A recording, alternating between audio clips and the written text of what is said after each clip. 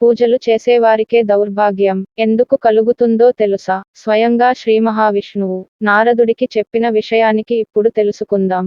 చాలామంది అనుకుంటూ ఉంటారు ఎక్కువగా పూజలు చేసే వాళ్ళకి కష్టాలు దుఃఖము కలుగుతాయి.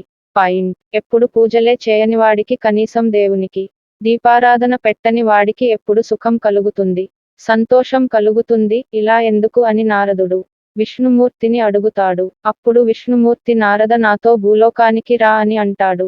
విష్ణుమూర్తి నారదుడు బ్రాహ్మణ వస్త్రాలు ధరించి భూలోకంలో తిరుగుతూ ఉండగా వారికి ఒక పెద్ద భవనం కనిపిస్తుంది. ఇద్దరూ ఆ భవనం ముందుకు వెళతారు. విష్ణుమూర్తి నారదుడితో నాకు ఆకలిగా ఉంది, భవనం యజమాని దగ్గర ఏమైనా దొరుకుతుందా అని అడుగు అంటారు. నారదుడు భవనం దగ్గరికి వెళ్లి అక్కడ యజమానిని మేము యాత్రికులం, మేము చాలా ఆకలితో ఉన్నాం, మాకు తినడానికి ఏమైనా ఇస్తారా అని అడుగుతాడు. అప్పుడు ఆ భవనం యజమాని మీ తాత ముత్తాతల సొమ్మేమైనా ఇక్కడ ఉందా, తినడానికి అడుగుతున్నారు, ఏమీ లేదు వెళ్ళండి అని తిట్టి పంపిస్తాడు. కానీ అప్పుడు ఆ యజమాని సిరిసంపదలతో వర్ధిల్లాలని శ్రీ మహావిష్ణువు రెండు చేతులతో దీవిస్తాడు. నారదుడు ఆశ్చర్యపోతాడు. మనని ఏమీ లేదని చెప్పి పంపించిన అతనికి ఎప్పుడు ధనధాన్యాలు కలగాలని దీవించారేంటి అని అనుకుంటాడు. వారు అలా ముందుకు సాగగా ఒక పూరి గుడిసె కనిపిస్తుంది. ఆ గుడిసెలో ఒక పండు ముసలావిడ ఉంటుంది. ఆవిడ దగ్గరికి వెళ్ళి మాకు ఆకలిగా ఉంది, తినడానికి ఏమైనా ఇస్తావా అమ్మా అని నారదుడు అడుగుతాడు. దానికి ఆ ముసలావిడ నాయన మా ఇంట్లో తినడానికి ఏమీ లేదు, మీరు చాలా ఆకలితో ఉన్నట్లున్నారు, నాకు ఒక ఆవు ఉంది, అది నిత్యము పాలుని ఇస్తుంది, ఆ పాలు మాత్రమే ఉన్నాయి, మీకు ఇస్తాను అని అంటుంది.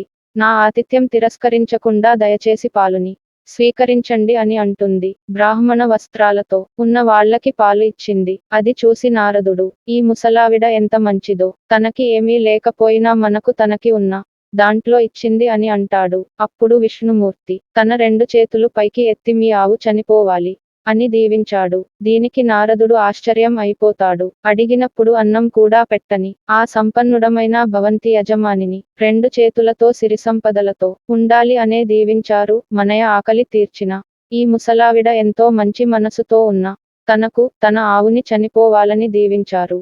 ఏమిటి ఈ మర్మం, దీనికి అర్థం ఏమిటి స్వామి, ప్రభు దీనిని వివరించండి అని అడుగుతాడు. విష్ణుమూర్తి నారద మహర్షితో ఇలా అంటాడు. ఈ ముసలావిడ రోజు నా నామస్మరణ చేస్తుంది, కానీ తన మనసులో ఒక భయం, బాధ. ఎందుకంటే ఆవు మీద తనకి చాలా ప్రేమ పెంచుకుంది. తన ధ్యాస అంతా కూడా ఆవు మీదనే ఉంది. తన లేకపోతే ఈ ఆవుని ఎవరు చూసుకుంటారు?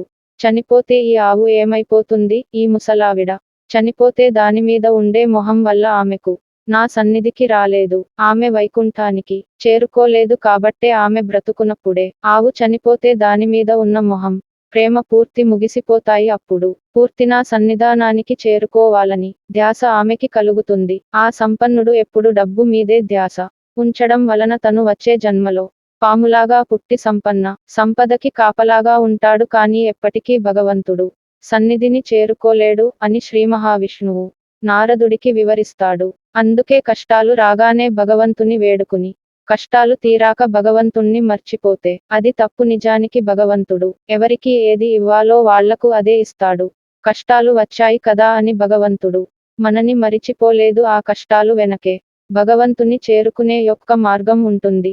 ఈ వీడియో మీకు నచ్చినట్లు అయితే నా ఛానల్ సబ్స్క్రైబ్ చేసుకొని నాకు సపోర్ట్ చేయండి. ధన్యవాదాలు.